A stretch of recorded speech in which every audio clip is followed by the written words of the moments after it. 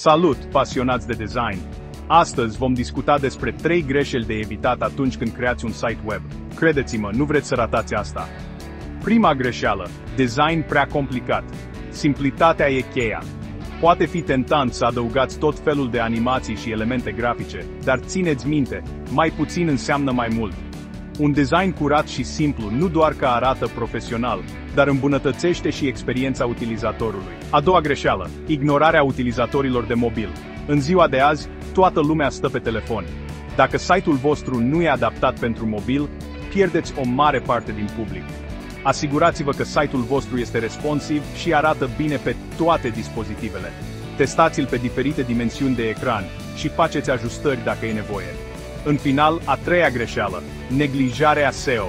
Optimizarea pentru motoarele de căutare poate părea complicată, dar e esențială pentru ca site-ul vostru să fie găsit. Folosiți cuvinte cheie relevante, optimizați imaginile și asigurați-vă că site-ul se încarcă repede.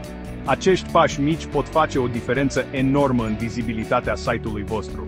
Și gata, 3 greșeli comune de evitat atunci când creați un site web.